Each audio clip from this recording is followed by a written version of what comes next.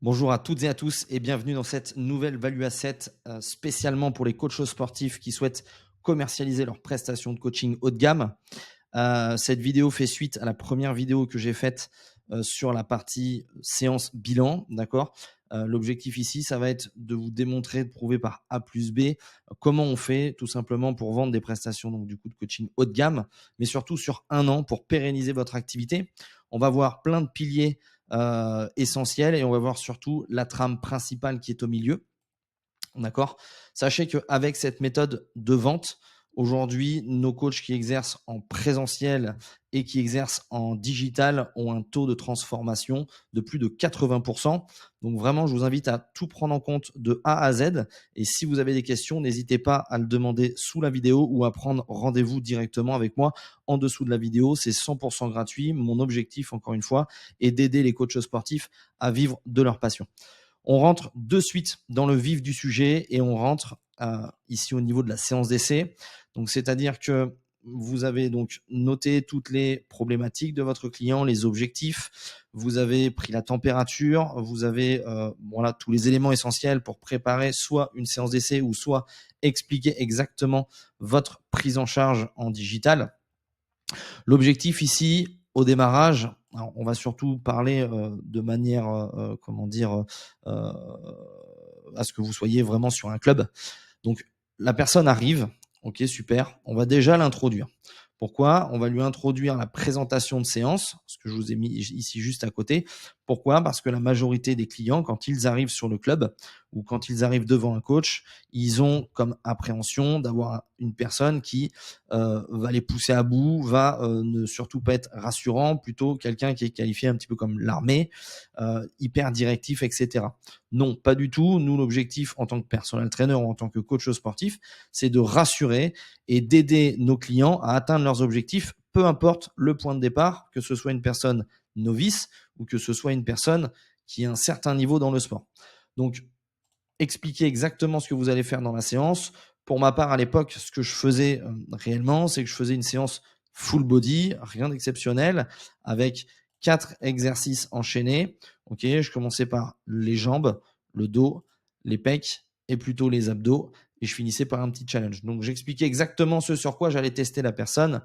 Et donc, du coup, à ce niveau-là, la personne était déjà rassurée lorsqu'elle arrivait sur cette fameuse séance d'essai. Donc là, on est en train finalement de faire tester la personne ou de lui expliquer exactement ce sur quoi on va l'accompagner.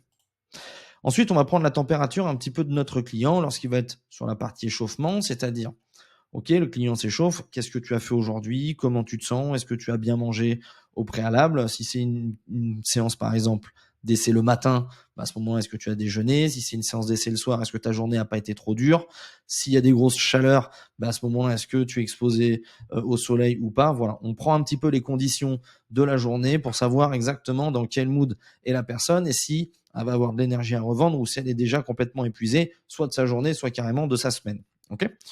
Par rapport à ça, du coup, on lui a fait l'explication juste avant. Et donc, on effectue notre séance au fur et à mesure. Par rapport à la séance même, là, je fais une séance full body, mais vous pouvez faire très bien une séance de test sous forme de cardio training ou même de circuit training. Vraiment, là, c'est vous en tant que coach, vous imposez votre manière de travailler.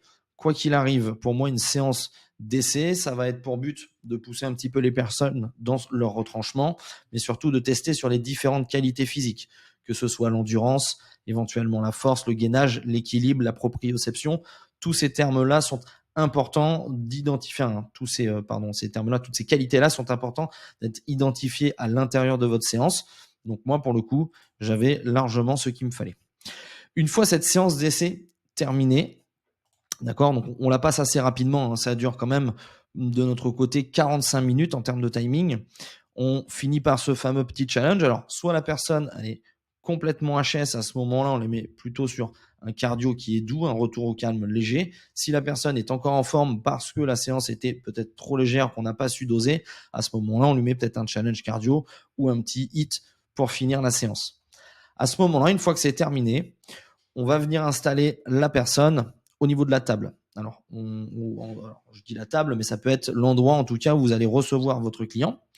Et on va lui poser, pour moi, les 3 essentiels qui sont 3 questions. Donc, c'est vraiment sur le chemin jusqu'à cette table où la personne va venir s'installer tranquillement.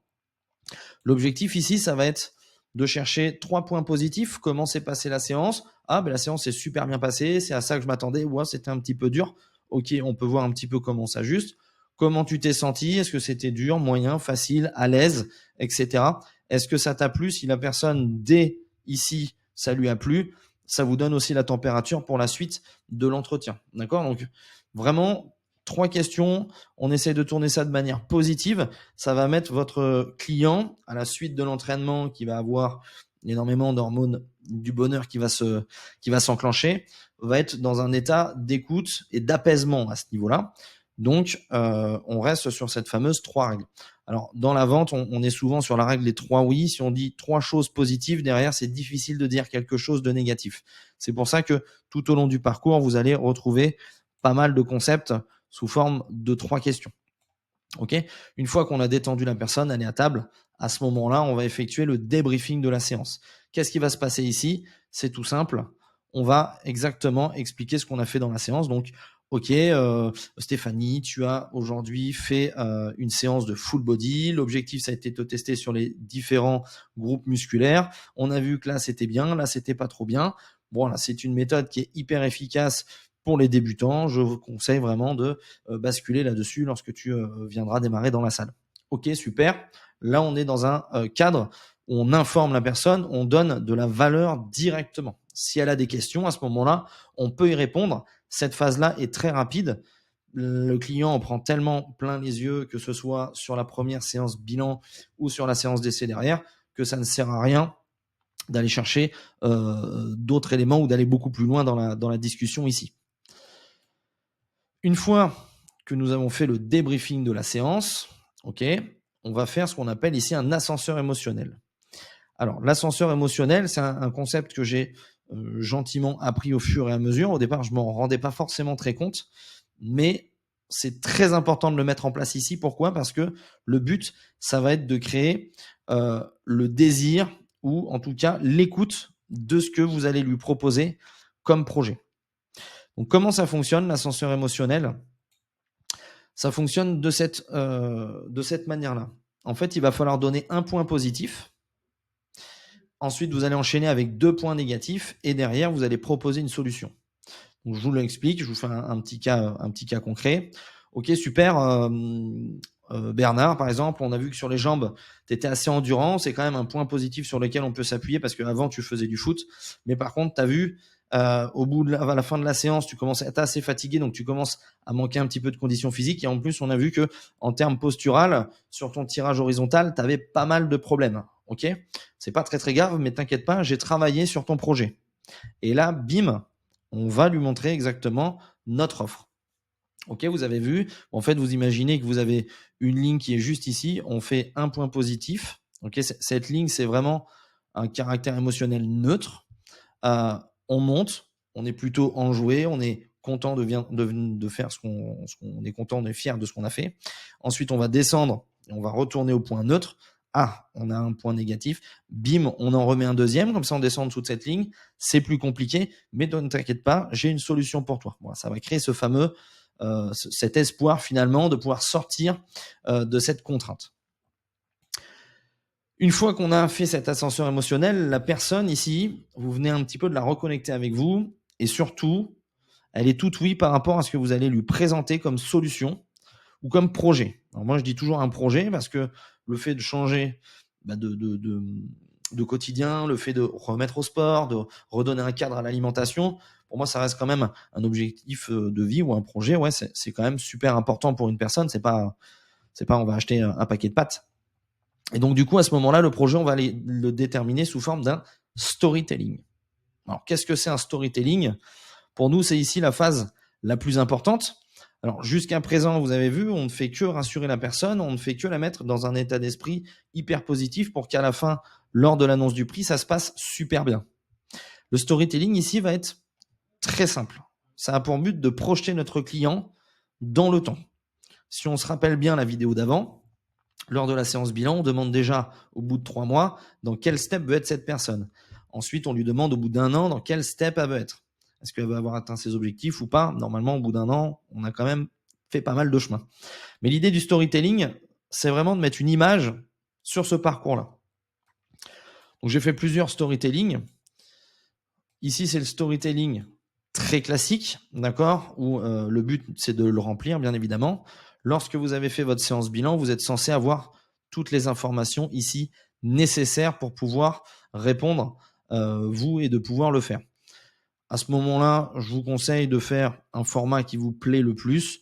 Soit vous le faites sous format papier, parce que vous êtes à l'aise avec le format papier, soit vous avez une partie qui est digitalisée avec éventuellement un PowerPoint ou toute une présentation sur iPad, ce que vous voulez, enfin tout support numérique. Ici, il y a 3 phases. OK? Alors, pardon, avant de commencer sur les 3 phases, on pose le cadre.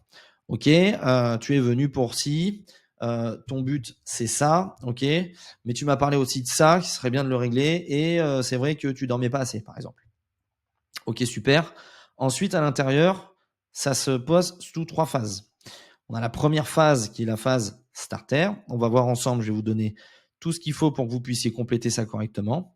On a la phase d'intensification, donc c'est une phase après avoir revu la base où on va intensifier et ensuite on va venir ancrer ses résultats, et qui est une phase très très très importante.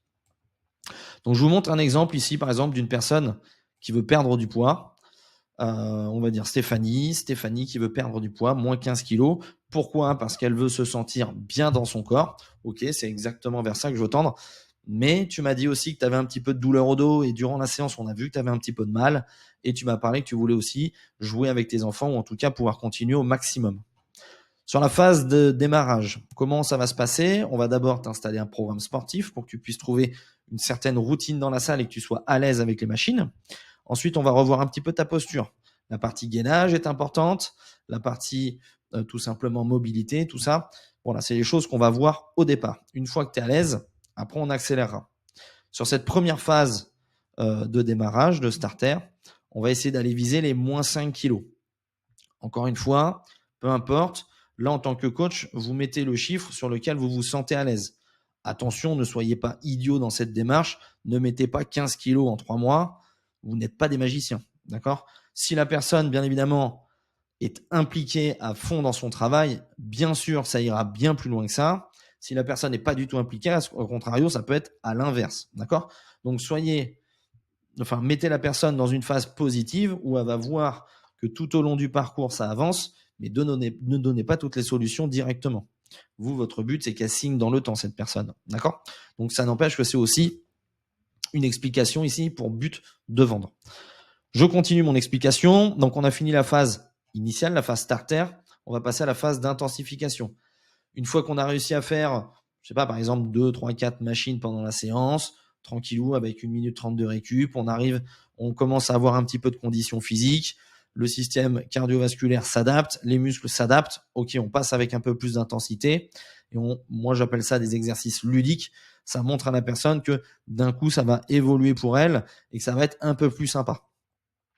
Au départ, quand on reprend, peu importe l'activité sportive, c'est toujours dur, on a plein de courbatures, c'est chiant, on est fatigué, le corps doit s'adapter. Une fois qu'on a cette routine-là, normalement, ça va beaucoup mieux.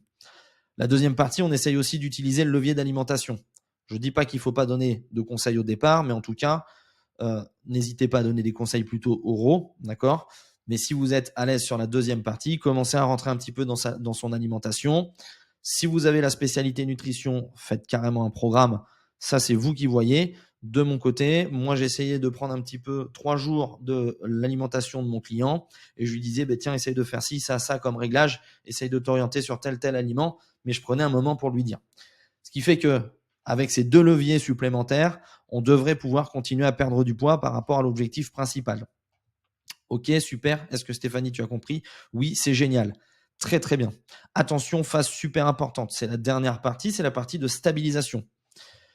Vous avez chamboulé le corps de votre client. À ce moment-là, si elle arrête, elle reprendra automatiquement ses habitudes d'avant. C'est vraiment pas le but. On connaît tous le régime comme j'aime. Qu'est-ce qui fait que le régime comme j'aime ne marche pas, ou en tout cas n'est pas très costaud chez les personnes? C'est que on leur donne la solution de manger. Donc on leur donne les repas. Ok, super. Dès qu'ils arrêtent, ils reprennent tout parce qu'ils n'ont pas appris à rester dans cette situation. Et c'est là à vous, en tant que coach, d'expliquer exactement ce point-là, parce que si la personne arrête ici, vous savez pertinemment qu'elle aura de grandes chances de repartir en arrière. Donc l'ancrage fait partie intégrante de l'accompagnement, puisqu'il va falloir stabiliser le poids du corps, voire d'aller grignoter les derniers kilos. Hein. On voit ici que là, on est de 0 à 3 mois, 3 mois à 6 mois et de 6 mois à 12 mois. Okay, on a 6 mois ici. Hein. Donc ça fait 1 kilo par mois, ce qui n'est vraiment pas ouf.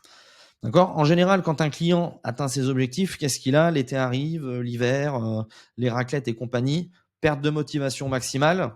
C'est à vous ici, en tant que coach, de motiver votre client. On est éducateur, ok, mais quand vous êtes personal trainer, votre but, c'est aussi de motiver les clients à aller chercher quelque chose en plus et donc éventuellement ce nouvel objectif. Si vous finissez avec ce nouvel objectif, quoi qu'il arrive, vous devez reprendre ici puisqu'il y a un nouvel objectif et donc forcément, il y a une nouvelle programmation à réaliser. Et donc, c'est comme ça en fait que l'on vient déjà dans un premier temps ancrer à notre client que le sport, ça ne se fait pas du jour au lendemain. C'est pas parce qu'on fait du sport pendant 3 mois qu'on a fini de faire du sport. C'est quelque chose à ancrer dans notre quotidien.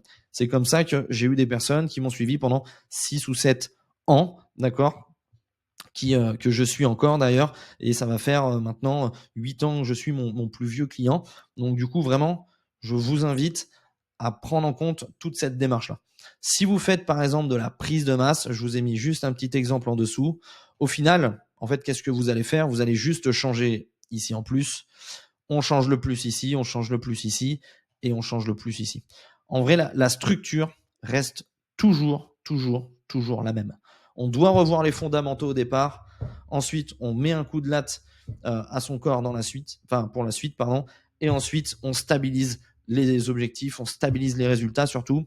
Et une fois qu'on est bon, on remet un coup de gaz. C'est toujours comme ça dans n'importe quel prépa physique, dans n'importe quel objectif, en tout cas sportif. Vous devez passer par ces 3 étapes-là. Ok, alors j'ai mis une petite flèche, on y reviendra juste après. Une fois que cette personne, on lui a expliqué cette histoire, en général, cette personne va dire « mais c'est génial, c'est exactement ça qu'il me faut. Je me vois exactement dans ce sens-là, j'ai compris l'histoire. » À ce moment-là, la personne, c'est pas compliqué. Elle va pas vous dire « ah ben non, moi, je m'arrête ici à 3 mois. » Non. En fait, quand tu achètes un livre, tu n'achètes pas le chapitre 1, tu achètes l'histoire, tu achètes le bouquin en entier. Donc là, à ce moment-là, c'est là où il faut expliquer que c'est tout ça sur lequel elle va s'inscrire. D'accord? Donc vous, dans votre vente, au final, vous commencez ici et vous commencez au final à 12 mois la vente. C'est même pas une question de quand est-ce que je vais faire 3 mois, 6 mois. Non, pas du tout. C'est 12 mois. Tous les coachs, je dis bien tous les coachs sportifs qui vendent des prestations d'1 mois, 3 mois, c'est pas possible d'avoir des résultats concrets avec vos clients si vous êtes dans une phase de transformation physique. Si vous êtes par exemple un coach sportif plutôt technicien à ce moment-là sur de l'haltérophilie, de la force, etc., je veux bien entendre de prendre un petit boost de 3 mois, c'est intéressant. Mais en tout cas, si vous avez un réel projet derrière, ce n'est pas possible de vendre moins d'1 an. Ou en tout cas, 6 mois, c'est vraiment le bas mot. Mais en tout cas, on parle de 6 mois et on parle déjà de pérennité dans votre activité. On n'est plus en train de batailler avec un carnet de 10 séances ou un carnet de 15 séances et de ne pas savoir quand est-ce que le client il part en vacances, il fait les séances, etc. Là, on part sur un vrai projet abouti où le client nous a compris en plus de ça. Ok? Donc du coup, on attaque la vente ici, on attaque aux 12 mois. Dernier petit truc, je rajoute, si aujourd'hui vous êtes en difficulté sur la vente, c'est une petite aparté, mais si vous êtes en difficulté sur la vente et que vous avez besoin d'échanger avec moi sur votre méthode de vente ou que vous voulez avoir un état des lieux de votre activité, n'hésitez surtout pas à réserver le rendez-vous juste en dessous de la vidéo. Je me ferai un très grand plaisir de pouvoir vous aider et de vous faire passer au niveau supérieur. D'accord? Je reviens à mon explication. Du coup, on a fait notre présentation du projet, on a vu nos différents projets. On est OK là-dessus, c'est super. Une fois qu'on attaque la vente ici sur la petite flèche rouge, on attaque à 1 an, on va poser nos questions de clôture. Toujours 3 questions. Ok, super. Stéphanie, tu m'as dit que tu allais venir 3 fois par semaine à la salle. Combien de fois aimerais-tu qu'on se voit? Fréquence. Ah ben moi, j'aimerais bien qu'on se voit plutôt 1 ou 2 fois, je sais pas trop. Ok, super. On note juste en dessous, 1 ou 2 fois. Là où il y a la petite flèche rouge. Ok, juste ici. Ok, super. Là, aujourd'hui, on vient à peu près de faire une séance de 40-45 minutes. Comment tu t'es senti vis-à-vis de ça? Est-ce que tu aimerais faire des séances plus longues ou est-ce que tu aimerais faire des séances plutôt type circuit training, des séances plus dynamiques? Ah, ben moi, je préfère des séances plus longues. Qu'est-ce qui se passe sur des séances plus longues? Ben, il y a une prise en charge plus complète, etc. Évitez de parler d'heures à ce moment-là. Aucun intérêt de faire l'allusion à votre client entre les heures et le tarif. Sinon, vous allez être bloqué. Ça va être une des objections que vous allez retrouver à l'annonce du prix. Donc, oh, je préfère des séances un peu plus longues. Ok, super. Bah écoute, si je résume, tu voudrais qu'on se voit entre 1 et 2 fois par semaine sur des séances un peu plus longues. Est-ce que c'est ça? Oui, c'est ça. Donc là, en fait, vous venez déjà de vendre votre coaching. Ça ne va même pas plus loin. Ce qui va après, en fait, c'est juste de poser un tarif sur une table et de savoir exactement combien la personne est prête à vous donner aujourd'hui pour atteindre ses objectifs. D'accord? L'annonce du prix. Donc du coup, ok, ben, ça coûte tant par semaine. Là, ça dépend aussi de votre grille tarifaire. C'est pareil, je pense que je ferai une vidéo spécialement pour créer votre grille tarifaire. Nous, aujourd'hui, on vend nos séances à 70 € de l'heure ou moins cher. On travaille dans des basic fit, on est spécialisé dedans. Et aujourd'hui, ça fonctionne très, très, très, très bien pour nous. J'ai vraiment aucun souci pour les coachs qui appliquent cette méthode. Ok?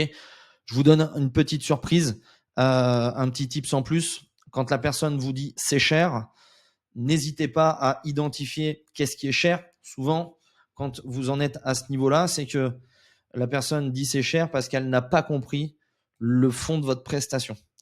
Et quand elle ne comprend pas le fond de votre prestation, ça veut dire qu'en face de ça, la valeur que vous venez de mettre, le prix, ne vaut pas ce que vous êtes en train de faire. Donc, ça veut dire que vous devez revoir comment vous présentez votre, votre prestation. Et si à ce moment-là, votre prestation est bonne, justifiez-vous dessus.